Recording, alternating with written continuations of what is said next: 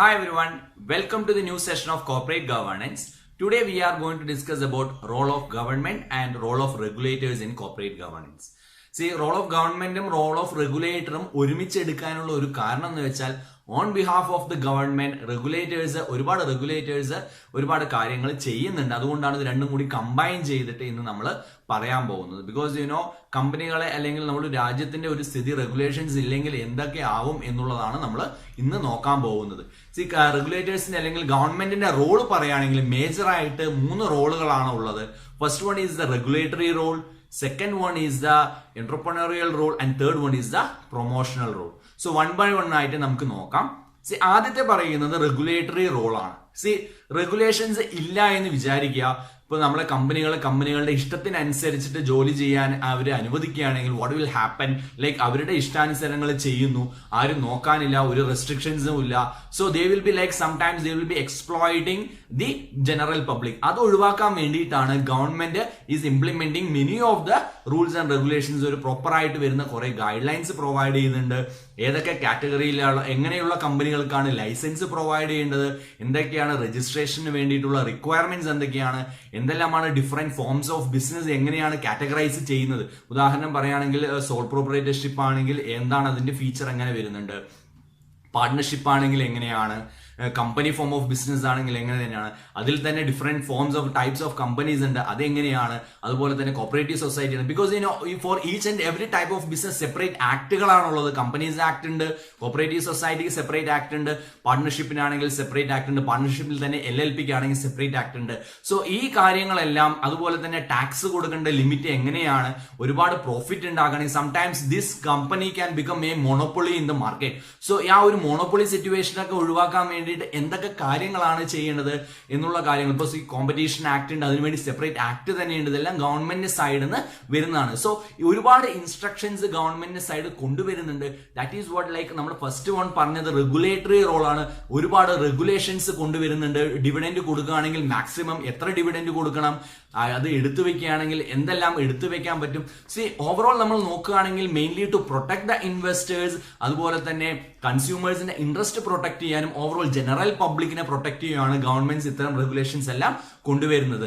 So നമ്മുടെ റെഗുലേഷൻസിനെ തന്നെ രണ്ടായിട്ടാണ് classify ചെയ്തിട്ടുള്ളത്. ഒന്ന് ഡയറക്റ്റ് കൺട്രോൾ, പിന്നെ ഒന്ന് ഇൻഡയറക്റ്റ് കൺട്രോൾ. ഡയറക്റ്റ് കൺട്രോൾ കമ്പനികൾ അല്ലെ ഗവൺമെന്റ് നേരിട്ട് തന്നെയാണ് ഇത്തരം മെഷേഴ്സ് എല്ലാം കൊണ്ടുവരുന്നത്. For example like liberalising in the licensing, like some സെക്ടറിലൊക്കെ ലൈസൻസിന് കുറച്ചുകൂടെ ലിബറൽ ആയിട്ട് കൊണ്ടുവരുന്ന കാര്യങ്ങളുണ്ട്. അല്ലെങ്കിൽ തന്നെ ഏതെങ്കിലും ഒരു പർട്ടിക്കുലർ സെക്ടറിന് കൂടുതലായിട്ടുള്ള ടാക്സ് റിഡക്ഷൻസ് കൊടുക്കുന്നുണ്ട്, അല്ലെങ്കിൽ കൂടുതൽ ഇൻവെസ്റ്റ്മെന്റ് അലോ ചെയ്യുന്നുണ്ട്. ഫോർ എക്സാമ്പിൾ എർലിയർ കേസിലൊക്കെ FDIയുടെ കേസ്, FDIയിൽ ഫോറിൻ ഇൻവെസ്റ്റ്മെന്റ് അലോ ആയിരുന്നില്ല. Now it has been change. Now situation എല്ലാം മാറിയിട്ടുണ്ട്. ഫോറിൻ ഇൻവെസ്റ്റ്മെന്റ് പല സെക്ടേഴ്സിനും അലോ ചെയ്തിട്ടുണ്ട്. സോ ഇതെല്ലാം ഡയറക്റ്റ് ആയിട്ട് ചെയ്യുന്നതാണ് ഗവൺമെന്റിന്റെ സൈഡിൽ നിന്ന്. ഇൻഡയറക്റ്റ് ആയിട്ടുള്ള കാര്യം നോക്കുകയാണെന്നുണ്ടെങ്കിൽ they will be like implementing in the physical and monetary policy. For example നമ്മൾ പറയുകയാണെങ്കിൽ ഇപ്പൊ മോണിറ്ററി പോളിസിയിലെ റേറ്റുകളിൽ വരുന്ന മാറ്റങ്ങൾ കൊണ്ടുവരികയാണ്, റെഗുലേഷൻസ് കൊണ്ടുവരികയാണ്. ഇപ്പൊ ഇൻട്രസ്റ്റ് റേറ്റ് കൂട്ടുകയാണെങ്കിൽ ഇൻഡയറക്ട്ലി ലോണുകൾ എടുക്കുന്ന ആളുകളുടെ അളവ് കുറയും. സോ അഗെയിൻ ഡെവലപ്മെന്റ്സിന് കുറച്ച് റെസ്ട്രിക്ഷൻസ് വരും, മണി സപ്ലൈ കുറയും. അങ്ങനെയുള്ള കാര്യങ്ങളാണ് നമ്മുടെ റെഗുലേറ്ററി റോളിൽ വരുന്നത്. റെഗുലേറ്ററി റോളിൽ പറയുന്ന സമയത്ത് തന്നെ റെഗുലേറ്റേഴ്സിന്റെ റോളും കൂടി കമ്പൈൻ ചെയ്ത് പറയാനാണ് ആഗ്രഹിക്കുന്നത്. കാരണം റെഗുലേറ്റേഴ്സ് ഇപ്പൊ ഇന്ത്യൻ സിറ്റുവേഷനിൽ റെഗുലേറ്റേഴ്സിനെ എടുക്കുകയാണെന്നുണ്ടെങ്കിൽ ഒരുപാട് റെഗുലേറ്റേഴ്സ് ഉണ്ട്. സെക്ടർ വൈസ് ആണെങ്കിൽ ഓരോ മേഖലകൾക്കും ഓരോ റെഗുലേറ്റേഴ്സ് ആണ് ഉള്ളത്. നമുക്ക് കുറച്ച് കാര്യങ്ങൾ മാത്രമാണ് നമ്മളിപ്പോൾ ഡിസ്കസ് ചെയ്യാൻ പോകുന്നത്. കാരണം എല്ലാ റെഗുലേറ്റേഴ്സിനെ കുറിച്ച് പറയാനുള്ള ഒരു ടൈമില്ല. നമ്മൾ മേജർ ആയിട്ട് വരുന്ന കുറച്ച് റെഗുലേറ്റേഴ്സിനെ കുറിച്ച് പറയാം. നമ്മൾ on behalf of the government ആണ് ഈ റെഗുലേഷൻസ് എല്ലാം ഇംപ്ലിമെന്റ് ചെയ്യുന്നത്. For example money market regulator അല്ലെങ്കിൽ മണി സപ്ലൈ ഒക്കെ കൺട്രോൾ ചെയ്യാൻ വേണ്ടിയിട്ടുള്ള ബാങ്കിങ് സെക്ടറെ കൺട്രോൾ ചെയ്യുന്ന റെഗുലേറ്റർ ആണ് central bank of India, that is RBI ആണ് നമ്മളുടെ മണി സപ്ലൈ അല്ലെങ്കിൽ ബാങ്കിങ് സെക്ടറിന്റെ ഒരു അപ്പെക്സ് ഇൻസ്റ്റിറ്റ്യൂഷൻ ആയിട്ട് നമുക്ക് പറയാവുന്നത്. അതിനുവേണ്ടി സെപ്പറേറ്റ് ആയിട്ടുള്ള RBI ആക്ട് ഉണ്ട്, അതുപോലെ ബാങ്കിങ് റെഗുലേഷൻ ആക്ട് ഉണ്ട്, നെഗോഷ്യബിൾ ഇൻസ്ട്രുമെന്റ് ആക്ട് ഉണ്ട്. ഒരുപാട് ആക്ടുകൾ അതിനെ സപ്പോർട്ട് ചെയ്തിട്ട് വരുന്നുണ്ട്. അതുപോലെ തന്നെ ക്യാപിറ്റൽ മാർക്കറ്റ് എടുക്കുകയാണെങ്കിൽ നമ്മുടെ ക്യാപിറ്റൽ മാർക്കറ്റ് റെഗുലേറ്റർ ആയിട്ട് വരുന്നത് സെബി ആക്ട് ഉണ്ട്, securities contract regulation act, companies act തുടങ്ങിയിട്ടുള്ള ഒരുപാട് കാര്യങ്ങളുണ്ട്. Mainly to protect the interest of the investors. കാരണം പണ്ട് കാലഘട്ടങ്ങളിൽ സ്റ്റോക്ക് മാർക്കറ്റിലൊക്കെ ഇൻവെസ്റ്റ്മെന്റ് നടത്തുമ്പോൾ ഒരുപാട് ആളുകൾ ഒരുപാട് നഷ്ടങ്ങൾ വന്നിട്ടുണ്ട്. അർഷദ് മേത്തയുടെ സ്കാം ഒക്കെ എടുത്തു നോക്കുകയാണെങ്കിൽ തന്നെ ഇപ്പോഴും പല ബ്രോക്കേഴ്സ് ഒക്കെ ജനങ്ങളെ പറ്റിക്കുന്ന ഒരു സിറ്റുവേഷൻസ് വരുന്നുണ്ട്. സോ അതെല്ലാം ഒഴിവാക്കാൻ വേണ്ടിയിട്ട് mainly to protect the interest of the investors ഗവൺമെന്റിന്റെ സൈഡിൽ നിന്ന് വന്നിട്ടുള്ള ഒരു റെഗുലേറ്റർ ആണ് സെബി എന്ന് പറയുന്നത്. അടുത്തൊരു റെഗുലേറ്ററെ കുറിച്ച് പറയുകയാണെന്നുണ്ടെങ്കിൽ നമുക്ക് വരുന്നതാണ് IRDA ആണ്, insurance regulatory authority of India. Insurance സെക്ടറിലുള്ള കാര്യങ്ങളെല്ലാം നോക്കുന്നത് IRDA ആണ്. അതുപോലെ നമുക്ക് ഒരുപാട് റെഗുലേറ്റേഴ്സ് ഉണ്ട്. ഇപ്പോൾ മ്യൂച്വൽ ഫണ്ടിന് എടുക്കുകയാണെങ്കിൽ ആംഫി ഉണ്ട്, ടെലികോം സെക്ടർ എടുക്കുകയാണെന്നുണ്ടെങ്കിൽ ട്രായ് ഉണ്ട്, അഗ്രികൾച്ചർ സെക്ടർ എടുക്കുകയാണെങ്കിൽ നബാർഡ് ഉണ്ട്, സ്മോൾ ഇൻഡസ്ട്രീസിന് എടുക്കുകയാണെങ്കിൽ സിഡ്ബി ഉണ്ട്. അങ്ങനെ നിരവധി റെഗുലേറ്റേഴ്സ് ഇന്ത്യയിലുണ്ട്. മെയിൻലി ഓവറോൾ നമ്മൾ എല്ലാം കൂടി ഒന്നിച്ച് പറയുകയാണെങ്കിൽ നമ്മുടെ ജനറൽ പബ്ലിക്കിനെ പ്രൊട്ടക്ട് ചെയ്യാൻ, ഓരോരോ സെക്ടറിലുള്ള വ്യക്തികളെ പ്രൊട്ടക്ട് ചെയ്യാൻ വേണ്ടിയിട്ടാണ് ഗവൺമെന്റ് ഇത്തരം റെഗുലേറ്ററി ബോഡീസിനെ സെറ്റപ്പ് ചെയ്തിട്ടുള്ളത്. So in order to protect the overall the എക്കോണമിയിലെ പല മേഖലകളിലുള്ള കാര്യങ്ങൾ റെഗുലർ ആയിട്ട് മോണിറ്റർ ചെയ്യാനും ചെക്കപ്പ് ചെയ്യാനൊക്കെയാണ് ഇത്തരം റെഗുലേറ്റേഴ്സിനെ ഗവൺമെന്റ് അപ്പോയിന്റ് ചെയ്തിട്ടുള്ളത്. This are all the role of the government this regulators. So regulatory റോളിൽ വരുന്ന റോൾ ഓഫ് റെഗുലേറ്റേഴ്സുമാണ് നമ്മൾ പറഞ്ഞിട്ടുള്ളത്. Now the next role of government is the promotional role ആണ്. Mainly to develop and assist various sectors of the economy. ഓരോ industries എടുത്ത് നോക്കുകയാണെങ്കിലും, labour problems എടുത്ത് നോക്കുകയാണെങ്കിലും, എംപ്ലോയ്മെന്റ് റിലേറ്റഡ് ആയിട്ടുള്ള കാര്യങ്ങൾ, അഗ്രികൾച്ചർ റിലേറ്റഡ് ആയിട്ടുള്ള കാര്യങ്ങൾ, കൺസ്യൂമർ ഇൻട്രസ്റ്റ് റിലേറ്റഡ് ആയിട്ടുള്ള കാര്യങ്ങളെല്ലാം പ്രൊമോട്ട് ചെയ്യേണ്ട ഒരു റെസ്പോൺസിബിലിറ്റി കൂടെ ആർക്കുണ്ട്? ഗവൺമെന്റിനുണ്ട്. സോ ഇതാണ് നെക്സ്റ്റ് ഒരു റോള് ഗവൺമെന്റ് സൈഡിൽ നിന്ന് വരുന്നത്. മെയിൻലി നമ്മുടെ ബേസിക് ആയിട്ടുള്ള facilities like infrastructure, power, transport തുടങ്ങിയിട്ടുള്ള കാര്യങ്ങളെല്ലാം പ്രൊമോട്ട് ചെയ്യേണ്ട റെസ്പോൺസിബിലിറ്റി ഗവൺമെന്റിന് ഉണ്ട്. അതുപോലെ തന്നെ നമ്മളുടെ പല കാര്യങ്ങളും പല അസിസ്റ്റൻസ് കൊടുക്കാൻ പല സെക്ടേഴ്സിനെയൊക്കെ പ്രയോറിറ്റി സെക്ടർ ആയിട്ടൊക്കെ ഗവൺമെന്റ് കൺസിഡർ ചെയ്യാറുണ്ട്. Especially if you are doing agriculture business തന്നെ പല അസിസ്റ്റൻസും സബ്സിഡീസ് ഒക്കെ ഗവൺമെന്റ് സൈഡിൽ നിന്ന് പ്രൊവൈഡ് ചെയ്യുന്നുണ്ട്. So this is the next role of the government, that is the promotional role. Then next one is the entrepreneurial role. ഗവൺമെന്റിന്റെ സൈഡിൽ നിന്ന് ഒരുപാട് പുതിയ സ്റ്റാർട്ടപ്പുകൾ പ്രൊമോട്ട് ചെയ്യാൻ വേണ്ടിയിട്ട് ഒരുപാട് അസിസ്റ്റൻസ് പ്രൊവൈഡ് ചെയ്യുന്നുണ്ട്. അതുപോലെ തന്നെ ഇപ്പൊ നമ്മൾ മേക്കിംഗ് ഇന്ത്യ ക്യാമ്പയിനിങ്ങിലൊക്കെ വരുന്ന സമയത്ത് ഇന്ത്യ സെൽഫ് സസ്റ്റൈനബിൾ ആവാൻ വേണ്ടിയിട്ട് തന്നെ പല മെഷേഴ്സും ഗവൺമെന്റിന്റെ സൈഡിൽ നിന്ന് ഇംപ്ലിമെന്റ് ചെയ്യുന്നുണ്ട്. ഗവൺമെന്റ് ആസ് എ ബാങ്ക്, അവിടെ ഒരു ബാങ്കറായിട്ട് പോലും ഗവൺമെന്റ് ആക്ട് ചെയ്യുന്നുണ്ട്. പുതിയ ഒരു ബിസിനസ് പ്ലാൻ നിങ്ങൾക്കുണ്ടെങ്കിൽ അത് കൺവിൻസിംഗ് ആണെങ്കിൽ, ചുമ്മാ ഒരു പ്ലാനെ പോയി സബ്മിറ്റ് ചെയ്ത് കഴിഞ്ഞാൽ അത് അക്സെപ്റ്റ് ചെയ്തില്ല, കൺവിൻസിംഗ് ആയിട്ടുള്ള അതിലുള്ള പല ഫീസിബിലിറ്റിയും വയബിലിറ്റി സ്റ്റഡി ഒക്കെ നടത്തിയ ശേഷം നിങ്ങൾ കൺവിൻസിംഗ് ആയിട്ട് നിങ്ങൾ അത് പ്രസന്റ് ചെയ്യുകയാണെങ്കിൽ there are people to fund you. So അത്തരം ഒരു അസിസ്റ്റൻസ് ഗവൺമെന്റിന്റെ സൈഡിൽ നിന്നും പ്രൊവൈഡ് ചെയ്യുന്നുണ്ട്. പല സെക്ടറുകളും, ഇപ്പോൾ അഗ്രികൾച്ചർ ആണെങ്കിലും സ്മോൾ ഇൻഡസ്ട്രീസ് ആണെങ്കിലും.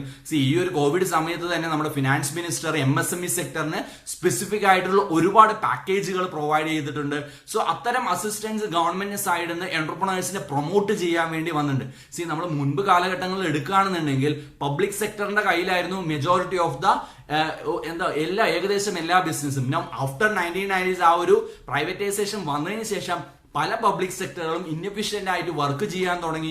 പല ആളുകളും അക്കൗണ്ടബിലിറ്റി ഇല്ലാത്തത് കൊണ്ട് തന്നെ പല പ്രശ്നങ്ങളും വരുന്ന ഒരു സാഹചര്യം ഉണ്ടായി. സോ പ്രൈവറ്റ് പാർട്ടീസ് കൂടുതലായിട്ട് വന്നു. സോ ഒരുപാട് ഇൻഎഫിഷ്യൻസീസ് വന്നു. നൗ മെജോറിറ്റി ഒരു പബ്ലിക് സെക്ടർ പോലും ഇപ്പോഴത്തെ ഒരു സിറ്റുവേഷൻ നോക്കുകയാണെന്നുണ്ടെങ്കിൽ പല പബ്ലിക് കമ്പനീസിനെയും പ്രൈവറ്റൈസ് ചെയ്യുന്നുണ്ട്.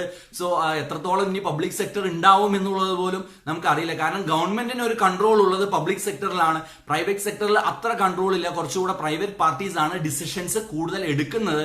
സോ എന്റർപ്രണേഴ്സിനെ പ്രൊമോട്ട് ചെയ്യാൻ വേണ്ടിയിട്ട് PPP പോലെയുള്ള പബ്ലിക് പ്രൈവറ്റ് പാർട്ണർഷിപ്പ് പോലെയുള്ള പല സെറ്റപ്പുകളും ചെയ്തിട്ട് ഗവൺമെന്റ് പല രീതിയിലുള്ള പ്രൊമോഷണൽ വർക്കുകൾ ചെയ്യുന്നുണ്ട്.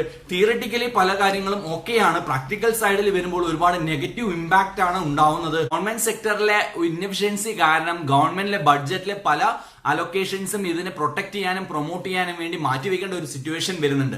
അത് മാത്രമല്ല നമുക്ക് ഗവൺമെന്റ് സെക്ടറിനെ പൂർണ്ണമായിട്ടും ഒഴിവാക്കാൻ പറ്റത്തില്ല. കാരണം എന്ന് വെച്ചാൽ പല സെക്ടറുകളും പ്രൈവറ്റൈസ് ചെയ്യുകയാണെന്നുണ്ടെങ്കിൽ they mainly focus on the profit side.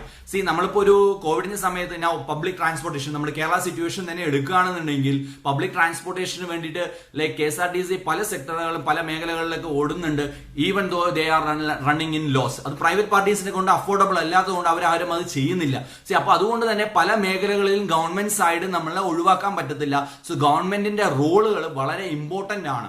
എന്നുള്ളതാണ് നമുക്ക് വരുന്നത്. സോ ഇതാണ് നമ്മുടെ ഗവൺമെന്റിന്റെ റോളുകളെ കുറിച്ച് പറയുന്ന സമയത്തുള്ളത്. See next one, the role of government in limiting the corporate power. See corporate power limit ചെയ്യുന്നതിന് ഗവൺമെന്റിന്റെ റോൾ എന്താണെന്നുള്ളതാണ്. കാരണം പണ്ടത്തെ പോലെയല്ല ഇന്നത്തെ കാലഘട്ടത്തിൽ കമ്പനികളുടെ ഒരു ബിഹേവിയർ നമ്മൾ നോക്കുകയാണെന്നുണ്ടെങ്കിൽ പല കമ്പനികളും അവരുടെ സൈസ് എന്ന് പറഞ്ഞാൽ വളരെ ഹ്യൂജ് ആയിട്ടുള്ള ഒരു കമ്പനീസ് ആണ് നമുക്ക് പറയുന്നത്. സി പാരലലി ഇതിന്റെ വേറൊരു സൈഡ് പറയുകയാണെന്നുണ്ടെങ്കിൽ ഇപ്പൊ പോസിറ്റീവ് സൈഡ് നമ്മൾ പറയുന്നത് പോലെ തന്നെ ഇതിന്റെ നെഗറ്റീവ് സൈഡ് ഒരു ക്രിറ്റിസിസം പറയുന്നത് വെച്ചാൽ ഉദാഹരണത്തിന് ഒരു ഇലക്ഷൻ വരികയാണ്. സി ഇലക്ഷൻ വരുന്നത് പല ഗവൺമെന്റിനെയും ഡിസൈഡ് ചെയ്യുന്നത് കമ്പനീസ് ആണ്, കോർപ്പറേറ്റ് ആളുകൾ എന്നാണ് പറയുന്നത്. കാരണം ഫോർ എക്സാമ്പിൾ നമ്മൾ ഒരു കേരള സിറ്റുവേഷൻ എടുക്കുകയാണെന്നുണ്ടെങ്കിൽ അറൌണ്ട് ഒരു 2 കോടി ജനങ്ങളുണ്ട്. സോ ഒരു വോട്ടിന് ഏകദേശം ഒരു 1000 രൂപ 10,000 രൂപ വെച്ചാണ് നമ്മളിപ്പോ ചെലവാക്കുന്നതെങ്കിൽ ഒരു 10,000 രൂപ എടുക്കുകയാണെങ്കിൽ 20,000 കോടി രൂപയാണ് ഒരു ഇലക്ഷന് വേണ്ടിയിട്ട് ഒരു പാർട്ടി ചെലവഴിക്കുന്നുണ്ടെങ്കിൽ from where they are collecting this much amount of money. See, especially these money are funded by the big corporates. Corporate ആണ് പല കമ്പനി പൊളിറ്റിക്കൽ പാർട്ടീസിനും ഫണ്ട് ചെയ്യുന്നത്. സോ അവർ ആഗ്രഹിക്കുകയാണ് ഈ ഒരു വർഷം ഈ ഒരു സമയത്ത് ഇലക്ഷനിൽ വിജയിക്കേണ്ടത് ഈ ഒരു പൊളിറ്റിക്കൽ പാർട്ടിയാണ്. ഞാൻ പ്രത്യേകിച്ച് ഏതൊരു പൊളിറ്റിക്കൽ പാർട്ടിയും സപ്പോർട്ട് ചെയ്യാൻ വേണ്ടിയിട്ടല്ല പറയുന്നത് ഈ ഒരു പാർട്ടി മേടിക്കുന്നുണ്ട് ആ ഒരു പാർട്ടി മേടിക്കുന്നുണ്ട് എന്നുള്ളതല്ല പറയുന്നത്. ഓവറോൾ ആരാണ് ഈ ഭരണത്തിൽ വരേണ്ടത് അവർക്ക് ഒരു ബാക്കപ്പ് ചെയ്യുന്നത് ബിഗ് കോർപ്പറേറ്റ്സ് തന്നെയാണ്. സോ ആ ഒരു രീതിയിലുള്ള പല പ്രൊമോഷണൽ വർക്കുകളൊക്കെ ചെയ്തതിന് ശേഷം ആ ഒരു പാർട്ടി അധികാരത്തിൽ വരുന്ന സമയത്ത് definitely it will lead to കറപ്ഷന് സാധ്യതയുണ്ട്. അതുതന്നെയാണ് നമ്മളിപ്പോ പല വർഷങ്ങളായിട്ട് കണ്ടുകൊണ്ടിരിക്കുന്നത്. അത് തന്നെയാണ് അത് ഏത് ഇന്ന പൊളിറ്റിക്കൽ പാർട്ടി എന്നില്ല, ഏത് പൊളിറ്റിക്കൽ പാർട്ടി വരുന്നതാണ്. ഇതൊരു ക്രിറ്റിസിസം ആയിട്ട് പറയുന്നതാണ് കോർപ്പറേറ്റ് പവർ. കാരണം അതൊരു മോണോപ്പൊളിയെ ലീഡ് ചെയ്യും എന്നുള്ളതാണ്. സോ ഇതെല്ലാം ഒഴിവാക്കിയിട്ട് ഗവൺമെന്റിന്റെ പല റെഗുലേഷൻസും കൊണ്ടുവന്നതുകൊണ്ട് തന്നെ അതുപോലെ തന്നെ ഏത് ബിസിനസ് ചെയ്യുന്ന സമയത്ത് ഇവരുടെ പ്രൊഡക്റ്റ് ആൻഡ് സർവീസ് എന്താണ്, ഇവർ എവിടെയാണ് തുടങ്ങേണ്ടത്, പ്രൈസ് എങ്ങനെയാണ് ഫിക്സ് ചെയ്യുന്നുണ്ട്, എംപ്ലോയീസിന് വേണ്ടിയിട്ടുള്ള സേഫ്റ്റി മെഷേഴ്സ് ഇവർ കൊണ്ടുവരുന്നുണ്ടോ, റെഗുലേഷൻസ് എടുക്കുന്നുണ്ടോ, അങ്ങനെ തുടങ്ങിയിട്ടുള്ള various factors government side consider ചെയ്തിട്ട് വേണം ഓരോ ബിസിനസിനെയും അലോ ചെയ്യാൻ. കാരണം കണ്ടിന്യൂസ് ആയിട്ട് ഒരു റെഗുലർ മോണിറ്ററിംഗ് ഗവൺമെന്റ് സൈഡിൽ നിന്ന് ഇല്ലെങ്കിൽ നമ്മൾ മുൻപ് കണ്ടുപോലെ ഒരുപാട് വേൾഡ് കോം പോലെ, എൻറോൺ പോലെ, സത്യം പോലെ, കിങ്ഫിഷർ പോലെയുള്ള കിങ്ഫിഷർ എയർലൈൻസ് പോലെയുള്ള പല പ്രശ്നങ്ങൾ, പല സ്കാൻഡുകൾ നമുക്ക് ഇനിയും കാണേണ്ടി വരും. സോ അത് ഒഴിവാക്കാൻ വേണ്ടിയിട്ട് it is a duty of the government, it is a duty of the regulators to checkup the entire corporate world. So അത് ഓരോന്നായിട്ട് ചെക്കപ്പും ചെയ്യണം, കണ്ടിന്യൂസ് ആയിട്ട് മോണിറ്ററിംഗും ചെയ്യണം, അല്ലെങ്കിൽ ഒരുപാട് സ്കാൻഡൽസ് നമ്മൾ ഇനിയും കാണേണ്ടി വരും. സോ ഓവറോൾ നമ്മൾ ഇന്ന് ഡിസ്കസ് ചെയ്തത് role of government and role of regulators ആണ് നമ്മൾ ഇന്ന് ഡിസ്കസ് ചെയ്തത്. I hope everyone is clear with the concept. എന്തെങ്കിലും ഡൗട്ടുകൾ ഉണ്ടെങ്കിൽ കമന്റ് ചെയ്യുക. അടുത്തൊരു സെഷനിൽ പുതിയൊരു വീഡിയോ ആയിട്ട് വരാം. Thank you for watching.